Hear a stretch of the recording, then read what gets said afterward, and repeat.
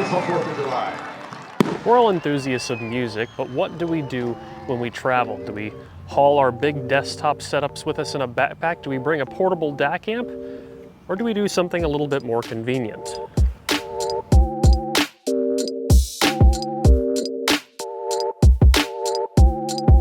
Hey, I'm DMS, you're watching the Headphone Show, and today not only do I have a review of this, the Hiby R5 Gen 2, but I also want to talk about if there's even a point to owning a device like this still, because there's so many options. I'm currently in upstate New York in Potsdam. We're really far out here, and the reason we're out here is because Sam is playing in the Orchestra of Northern New York. We make this journey every single year, and this time I decided to bring with me this DAP. But I also brought with me the IE600 with a balanced connection and my Abyss Dyna TC because it is basically the hardest to drive thing I could fit in this bag.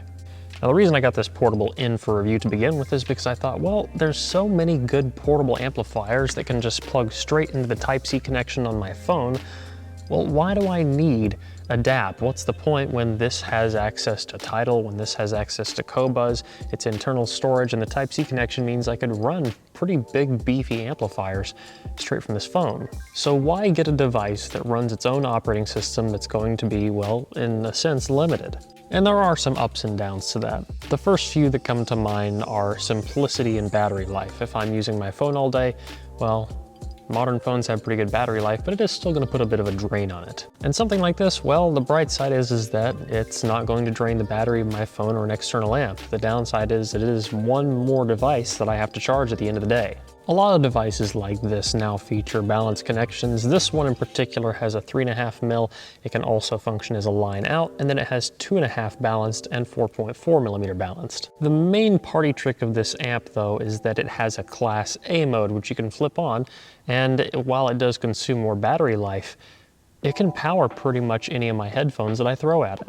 And that includes my Diana, getting it to levels that I certainly would consider unlistenable at quality that I would expect from a desktop amplifier, though with a bit of strange quirks added to its sound. One example of that being that while the bass is sufficient like a desktop amplifier, it has a bit of a presence filter sound to the mid-range, almost as if things are a bit more close than they would be on a desktop amplifier, and vocals are a bit more intimate too. That's not necessarily a bad thing, and it doesn't sound bad, but it does sound different. The benefit of portable amplifiers getting as good as they have is that the portable amplifiers in DAPs like this have gotten good as well. It used to be that if you got a portable amplifier, it could barely power anything, and when it did, you would completely lose the low end. And I'm glad we're not at that point anymore, but it still makes me wonder who exactly devices like these are for. That isn't to say that I haven't enjoyed it, because I have.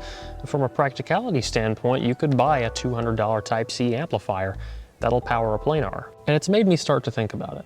This is probably for a person that wants to dedicated listen without distraction. And that's how I've been using it for the most part. I plug up my headphones, I sit in the hammock, or I sit in the car, I sit on a bench, I sit in a building like this, and there isn't a device like this in my hands to distract me. I'm not browsing Twitter, I'm not playing a video game on my laptop, I'm not editing video, I'm just listening to music. And that in its sense is something that I could do with another device, but this has sort of forced me into that corner. And what may also be a limitation is kind of a benefit, as I find myself focusing on the music a lot more than I would otherwise. Now this does feature removable storage, but the downside is that with my Tidal library, when I try to download it, I can't actually move the Tidal app or the library to the external SD card, so I'm limited there by the size of the internal storage, which doesn't hold my Tidal library. Now that is great if you're trying to move over a physical library that's stored on a computer or a hard drive, but a lot of people use streaming services these days, and it would be really nice to just log into Tidal and be able to download my entire library. I actually have grown to like it quite a bit, and I carry it with me and use it all the time. But it's also worth noting that a DAP, it really isn't as practical anymore. Maybe in some specific niche circumstances, but for your average listener, it makes more sense just to get an amplifier for your phone. At the end of the day, the question is, do I need this? Well, you can apply the same question and the same answer to high-end headphones in general. It's not necessary. You could use Bluetooth earbuds or something you get at Walmart, but a DAP is the same way. It's something that we get because we enjoy it. Let's go over some of the quick features on this. It comes with a case, though I don't always use it. The feel of the device is actually really nice on the outside, because you sort of get this smooth glass on the front, top, and on the back. There's a relatively tactile power button up top, which is also the lock button. You get an LED indicator, which shows what you're playing back. This could do DSG, MQA decoding, and so on. Now, if I play something in MQA on title, it will turn orange. We have a set of buttons for skipping tracks, play and pause, and on the other side, very simple, volume up and down. The software design is actually pretty decent in the sense that you have access to low, medium, high gain, the Class A mode, and a bunch of audio settings right there from the top of the phone. Oh, I just called it a phone, it's a DAP. It's running Android. It might as well be a phone without the radio. And really what we see is a handful of Android features added in and then some stripped away, like the ability to move apps to external storage. You could dig through the audio filter settings and whatnot if you want, but I really just like to leave most of these at the default. One odd thing that I did find is that this doesn't actually have Android's default web browser loaded on it. And while it does have access to the Play Store, this has caused some weird issues. So for example, in this building, I have to connect to the Wi-Fi and then sign into the network, which I do on all of my other devices.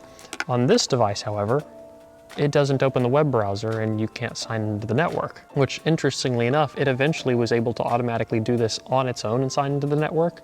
But many places like hotels and things where you have to join the network and then sign into the network, it just doesn't do it.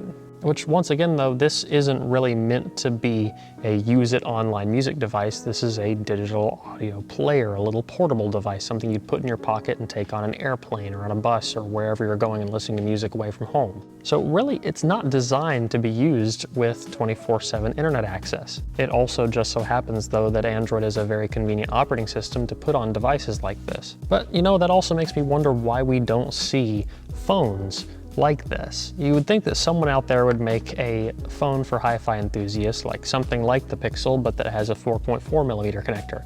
I would totally buy into that. I think that'd be really cool, and that would eliminate the need for both of these devices and put them all in one. I know some things like that do exist in Asian markets.